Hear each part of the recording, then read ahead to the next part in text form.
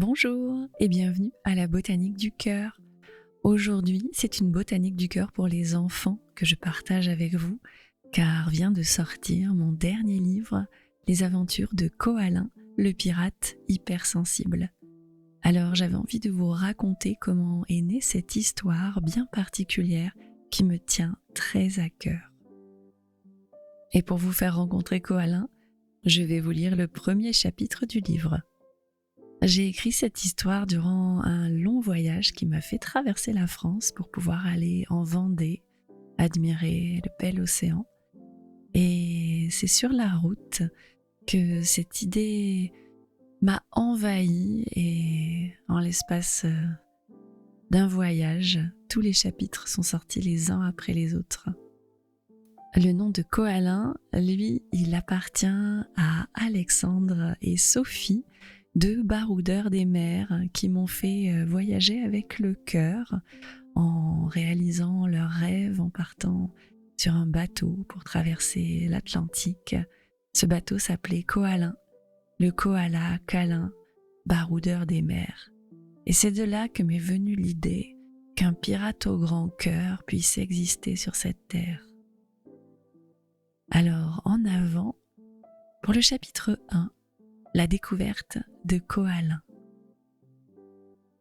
Il était une fois, dans le doux murmure des vagues et la caresse du vent marin, l'histoire touchante d'un petit koala nommé Kohalin.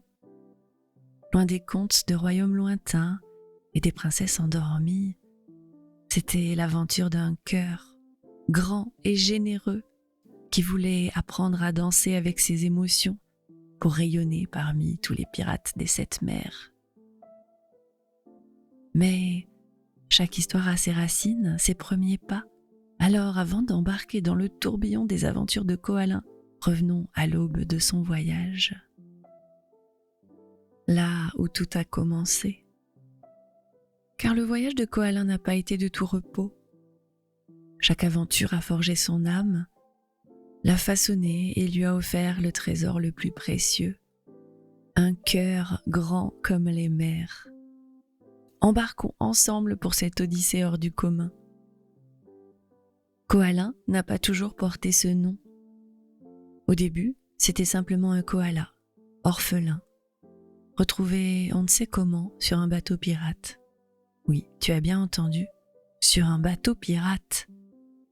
Mais qui irait abandonner un petit bébé tout mignon au milieu des tonneaux et des caisses de provisions d'un navire pirate prêt à partir pour la grande traversée de la mer sans nom ?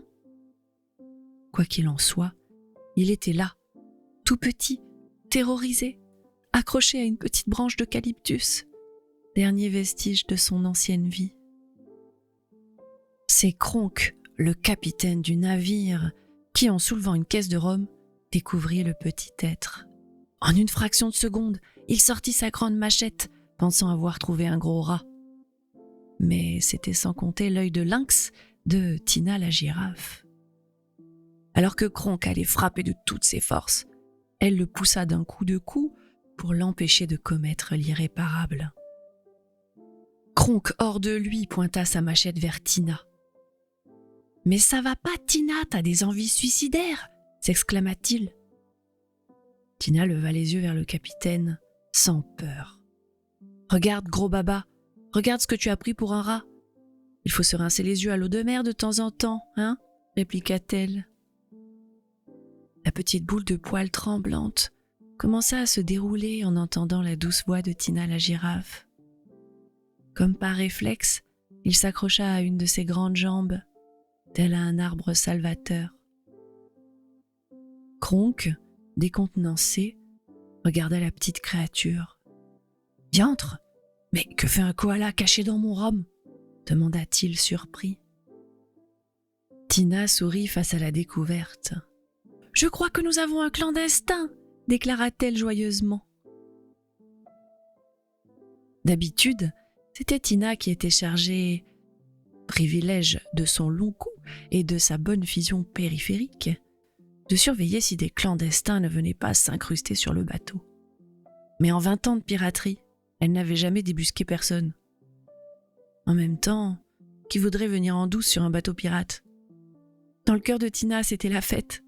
Enfin, elle avait trouvé un intrus sur le navire. C'était un peu comme si toutes ces années d'observation avaient d'un coup pris un autre sens. Quand Koala ouvrit les yeux, toujours solidement accroché à la jambe de Tina, il eut tellement peur qu'il les referma aussitôt, pensant à un mauvais cauchemar. Il faut dire qu'entre l'odeur de l'haleine répugnante de tout un équipage de pirates et la vue de leurs visages malmenés par les flots et les batailles, il y avait de quoi effrayer n'importe qui. Mais Koala ouvrit à nouveau les yeux, bravant sa peur pour tenter de comprendre où il se trouvait.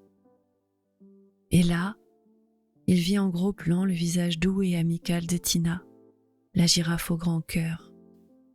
Oui, c'était son nom de pirate. Sur ce bateau, chaque membre de l'équipage avait un surnom. Bientôt, lui aussi en aurait un. « Conseil d'équipage !» cria Kronk. « Qui vote pour garder la petite boule de poil ?» dit Papou le paresseux. « Moi, je propose qu'on le jette au requin pour se faire quelques amis. »« Moi, je vote pour qu'on le mange !» dit Casse-cou le perroquet. Il détestait tout ce qui n'avait pas de plumes.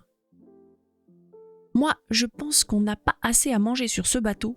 Une bouche de plus à nourrir, ça va être trop compliqué, dit Kronk, tout en mangeant une cuisse de poulet. Un brouhaha envahit le navire, jusqu'à ce que retentisse une corne de brume assourdissante. C'était Tina la girafe au grand cœur qui avait pris la sonnette d'alarme réservée d'habitude pour donner le signal de l'assaut. Tout l'équipage se tut. Personne ne touchera le petit. Regardez-moi bien, bande de corsaires de bac à sable, si vous ne voulez pas vous-même finir au requin avec plus aucune dent dans la bouche, laissez ce petit gars sous ma responsabilité, dit Tina de son ton le plus solennel. Son regard était si déterminé qu'on entendait les mouches voler sur le bateau. Puis, une seconde plus tard, chaque membre de l'équipage était reparti à son poste, laissant Tina seule avec le petit koala. « Il est sous ta responsabilité, dit Kronk, le gorille aux grandes dents, avant de repartir au gouvernail du bateau. Nous avons de la route à faire. S'il survit à cette traversée, il fera partie de l'équipage. » Ne sois pas étonné de tant de bonté chez ces pirates, car il ne s'agit pas de n'importe quel pirate. Le capitaine Kronk pilotait le navire le plus rapide des mers sombres, et il avait constitué un équipage très spécial. Tous les pirates du Destiné naviguaient sous les mêmes valeurs, celle de prendre soin les uns des autres, tout en détroussant les riches pour pouvoir survivre, eux les pauvres âmes sans famille et sans le sou. Ils avaient tous fait le serment de la solidarité et de l'amitié. Alors c'était dit, le petit koala serait adopté par Tina, la girafe au grand cœur, mais aussi par tout l'équipage. Quand le grand Kronk parlait, c'était d'une voix unanime que tout le bateau respectait. C'est sûr que Casse-cou le perroquet, qui n'aimait que les êtres vivants à plumes, était un peu déçu. Il espérait qu'on puisse accueillir une mouette ou un goéland pour lui tenir compagnie. Mais au final, quand l'équipage vit les grands yeux du petit koala, plein d'espoir et de gentillesse, ils ne purent plus lui résister. Tous gardaient en mémoire le souvenir de ce jour où eux aussi avaient eu besoin d'une main tendue pour les sortir de mauvaises affaires. Alors une bouche de plus à nourrir certes, mais aussi un nouveau membre d'équipage. Ils étaient sûrs que ce petit koala avait quelque chose, ils le voyaient dans ses yeux. Ils allaient pouvoir en faire un bon vrai pirate au grand cœur. Comme le veut la coutume chez les pirates, ce fut à Tina de choisir le nom du nouveau venu. Le nom des pirates se base sur leurs caractéristiques physiques, ou bien sur leurs traits de caractère, comme par exemple Toto le toucan toc-toc. Tu vois pourquoi on l'a appelé comme ça, j'imagine. Enfin voilà, Après plusieurs jours d'observation, Tina et tout l'équipage se rendirent compte de quelques traits de caractère bien particuliers du petit koala. Il était très câlin, très très câlin, toujours accroché à la jambe ou au bras de quelqu'un. Forcément, les arbres lui manquaient beaucoup sur ce grand bateau. Bonnie, la hyène joyeuse, était tombée raide dingue de lui. Elle disait toujours en riant « Koala câlin, koala câlin, koala câlin ». Et c'est ainsi qu'est né son nouveau nom, Koalin, le koala câlin au grand cœur. Car oui, vous allez le découvrir dans la suite de ses aventures, mais Koalin avait un très très grand cœur, bien rempli d'émotions en tout genre. Koalin est vite entré dans le cœur de l'équipage. Avec ses grands yeux remplis de gentillesse et sa petite taille, il se faufilait partout. En moins de 2, il était devenu la mascotte du Destiné, adoré de tous, à tel point qu'un drapeau pirate fut érigé en son honneur. Le visage de Koalin trônerait bientôt dans les eaux troubles du triangle des Bermudes, avec, à ses côtés, les plus terribles des pirates au grand cœur. Avec sa nouvelle famille, il allait vivre bien des aventures que je me ferai un plaisir de te raconter. La morale de cette histoire, car toutes mes histoires ont une morale, c'est que même dans la pire des situations, il est toujours possible de voir une lumière si l'on garde confiance et espoir dans la vie. Le soleil finit toujours par ressortir des nuages, même si rien ne présage qu'il existe encore. Et voilà, je viens de te lire le chapitre 1 des aventures de Koalin, le pirate hypersensible.